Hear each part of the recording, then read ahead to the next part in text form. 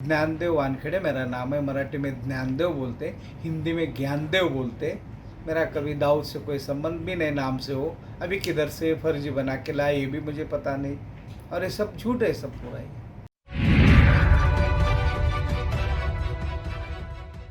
नमस्कार, इन खबर में आपका स्वागत है। आर्यन खान ड्रग केस में रोज नए खुलासे हो रहे हैं। अब ड्रग का मामला एक तरफ हो गया है और दूसरी तरफ महाराष्ट्र सरकार बनाम एनसीबी खासतौर से समीर वानखेड़े हो गया है। समीर वानखेड़े पे जिस तरीके से एनसीपी के नेता और मंत्री नवाब मलिक वार कर रहे हैं, उसको आगे बढ़ाने के लिए अब शिवसेना नेता संजय राउत आ गए हैं। और फिलहाल जो विवाद पैदा हुआ है कल से, उसमें समीर वानखेड़े फंसते हुए नजर आ रहे हैं। उनके खिलाफ एनसीबी ने सतर्कता जांच शुरू कर दी है। सुनिए क्या कह रहे हैं ज्ञानेश्वर सिंह, जो सतर्कता अधिकारी हैं। महानिदेशक स्वापक नियंत्रण ब्यूरो को दक्षिणी और पश्चिमी क्षेत्र से ये सूचना प्राप्त हुई है। उसका संज्ञान लेते हुए उन्होंने इस पे एक इंक्वायरी मांग की है, जो कि सतर्कता विभाग में प्राप्त हुई है। इस पे हम आवश्यक कार्रवाई कर रहे हैं। जैसा कि आपने सुना, वो बता रहे हैं कि जांच शुरू कर दी गई है। अब पूरा मामला समझते हैं। दरअसल है क्या कि नवाब मलिक जिस दिन से ये मामला हुआ है, उसके 2 रोज बाद से ही ये उठाते आ रहे हैं कि सब फर्जी मामला है। पहले वो समीर वानखेड़े जो एनसीबी के जोनल डायरेक्टर हैं, उन पे वार करते रहे और बाद में इतने ज़्यादा हमलावर हुए कि वो इसके डॉक्यूमेंट्स भी पेश करने लगे। इसी कड़ी में जो है एक जो 9 गवाह बनाए गए हैं स्वतंत्र, उसमें से एक सामने आया, प्रभाकर साइलो।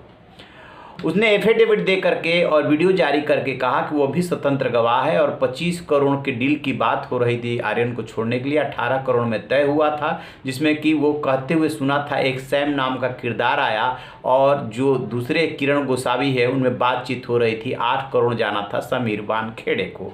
अदालत में उसने एफिडेविट दे दिया। इसके बाद वो अब अदालत को डिसाइड करना है। समीर वानखेड़े ने इस बात का खंडन किया था। इसी बीच में नवाब मलिक ने क्या किया कि एक दस्तावेज जो है उन्होंने ट्वीट किया, जिसमें लिखा हुआ है, जो ट्वीट वो कर रहे हैं कि समीर दाऊद वानखेड़े यहीं से फर्जीवाड़ा शुरू होता है और पिता के नाम में दाऊद शब्द आ रहा है। अब इसके बाद सबसे बड़ा सवाल पैदा हुआ कि दाऊद और कहाँ से शब्द आया। क्या इन्होंने कोई जालसाजी की है समीर वानखेड़े ने, जो अधिकारी हैं एनसीबी के। फिर उन्होंने सफाई दी कि उनकी माँ मुस्लिम थी, पिता जो है वो ज्ञानदेव वानखेड़े हैं, जो एक्साइज डिपार्टमेंट से रिटायर हुए हैं, अच्छे खासे पोस्ट पे थे, और उनकी पहली पत्नी मुस्लिम थी, जिससे तलाक होने के बाद उन्होंने दूसरी शादी की है। हमारे परिवार पे क्यों वार किया जा रहा है।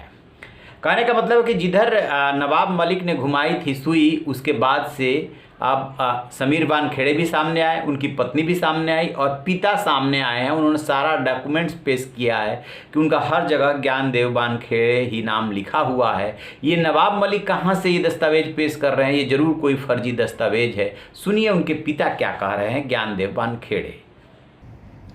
मेरा असली नाम तो ज्ञानदेव कचरूजी वानखेड़े है। पैदाइश होने से पहले, स्कूल जाने से पहले सब A to Z मेरा अभी तक का रिकॉर्ड, मेरा डिपार्टमेंट का रिकॉर्ड, स्कूल का, कॉलेज का, एनसीसी का, ज्ञानदेव वानखेड़े मेरा नाम है। मराठी में ज्ञानदेव बोलते, हिंदी में ज्ञानदेव बोलते। मेरा कभी दाऊद से कोई संबंध भी नहीं नाम से हो। अभी किधर से फर्जी बना के लाए ये भी मुझे पता नहीं, और ये सब झूठ है, सब पूरा ही। जैसा कि आपने सुना, वो साफ साफ बता रहे हैं कि हर जगह तो यही नाम लिखा हुआ है, ये कहाँ से दस्तावेज आ रहा है। अब एक बात और आ रही है कि जो प्रभाकर है, उसकी माँ की तबीयत अचानक खराब हो गई है।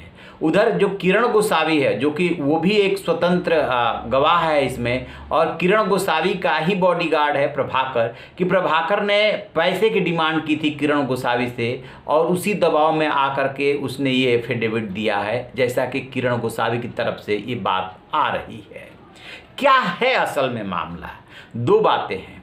एक पहली बात कि मामले को डाइवर्ट किया जा रहा है। क्यों?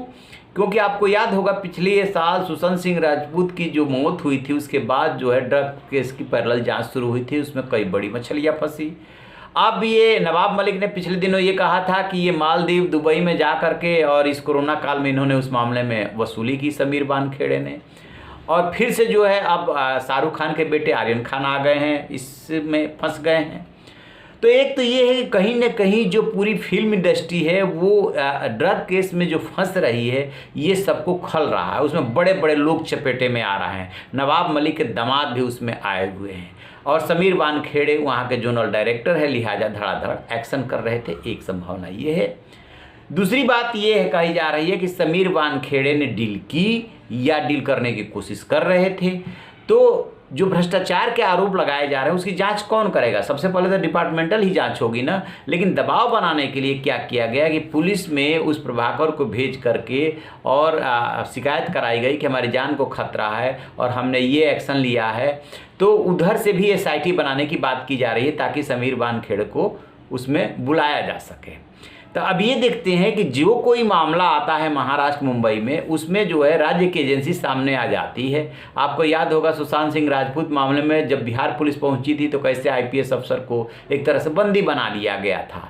तो केंद्र वर्सेज स्टेट हो जा रहा है और ये लोकतंत्र के लिहाज से ठीक नहीं है। देखते हैं कि जांच में क्या होता है। फिलहाल समीर वानखेड़े जो हॉट वाटर में नज़र आ रहे हैं, अब देखते अंजाम देखना होगा कि क्या निकलता है। तो आप रहिए बेखबर, देखते रहिए इन खबर। Thank you.